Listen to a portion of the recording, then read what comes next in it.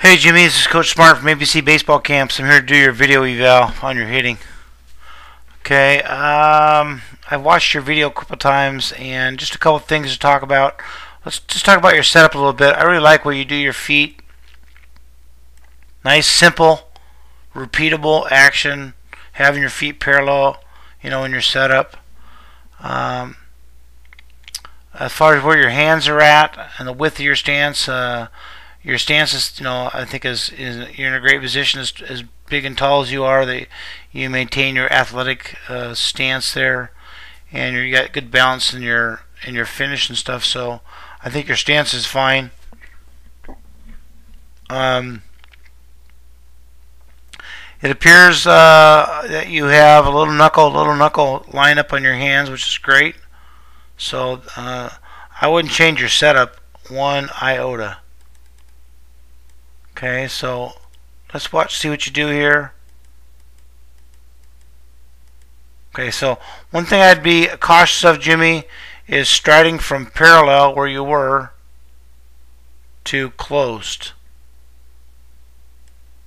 Okay, you probably won't face it now, but as you get older, you're going to invite a lot of fastballs, way in on you, to see if you can handle them when you close that stance off like that. It's slight, so it's a slight change in what you're going to have to do. Okay, so let's go back to when that foot lands and is completely on the ground, which is right now. Okay, so we're going to draw a line at your upper body here. Now from here, once that foot hits the ground, Jimmy, our body's kind of done going forward till we swing. Okay, any kind of leaking we might do is going to rob you of a little bit of power. So let's just see if we can see any leaking here at all. The foot's down. Now your hands haven't moved a lick yet. They haven't moved an inch. So you still haven't started your swing. And it starts to go there. And you're already, half a body, you've already gone forward a little bit.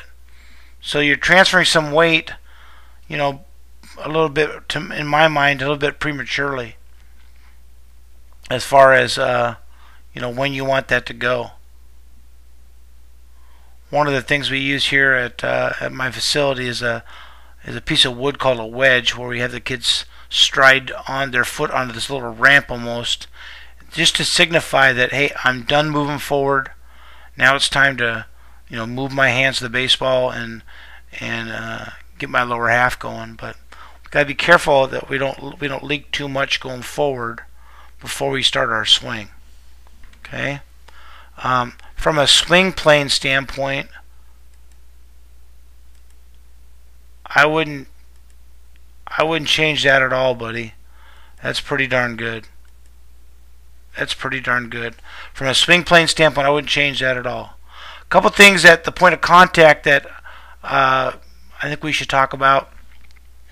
Love your backside.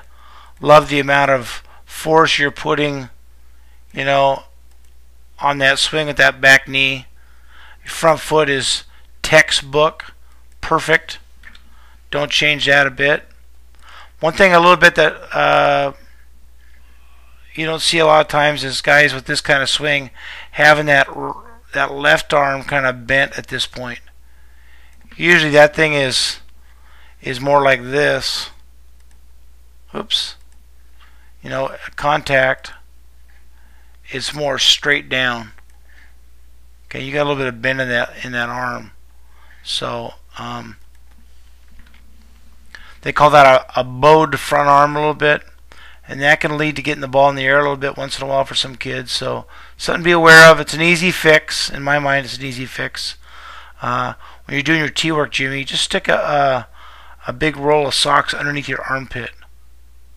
And make sure, have somebody watch you, make sure that those socks aren't falling. I want you to squeeze that sock underneath your armpit and make sure those socks don't fall out before contact.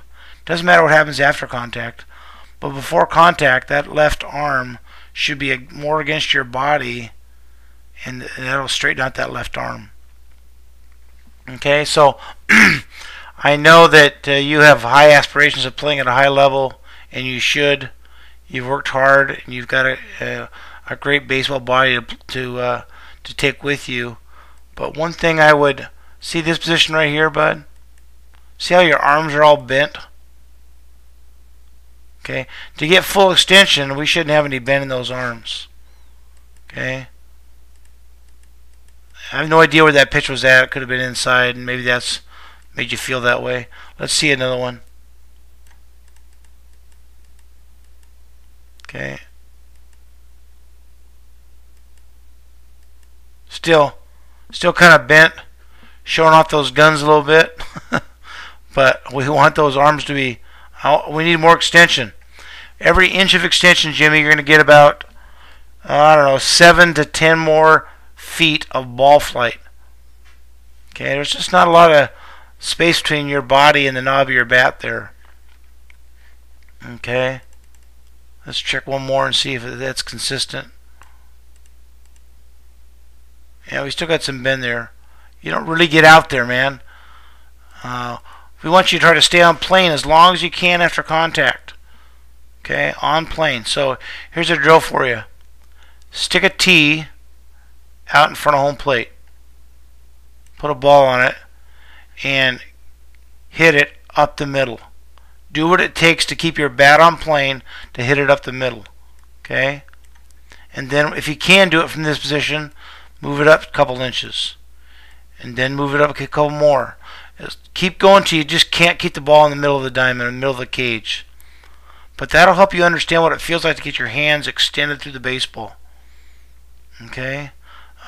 We want those arms without bending them at some point after contact. Okay? The last thing I want to talk about with you, Jimmy, is as you start getting older and start facing better competition, obviously pitchers are going to have more command. Okay? So we have to be able to take that ball on the outside half and not just hit it, but drive it the other way to get where you want to go from a baseball standpoint. Okay? Okay, it'll take there.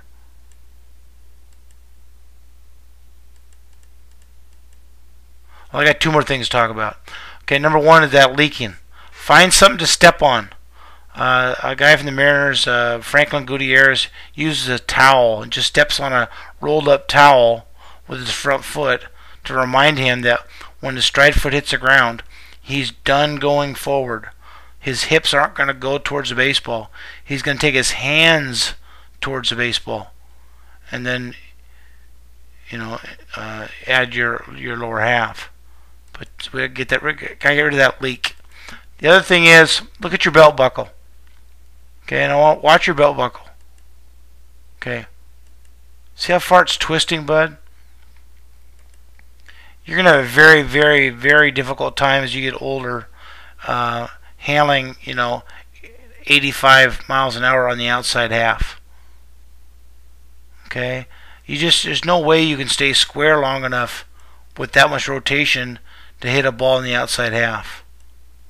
And Jimmy, let me tell you, having two sons play major college baseball, I mean, in the SEC where Taylor's at, I mean, those guys paint the black. They paint the black.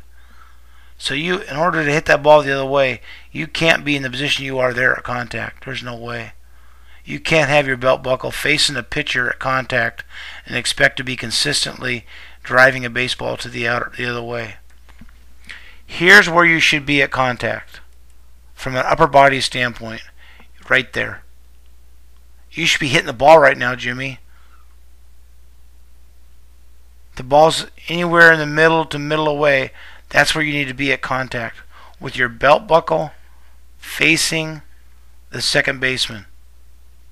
Okay? God has given you some great hands. You need to use them. But you have a tendency to want to use your upper body to try to create energy. Okay? When I go to scout for a couple colleges I work for, I'm looking for guys with fast hands, not fast hips, not fast shoulders, but fast hands. Guys that can move a barrel without using your upper body. Okay?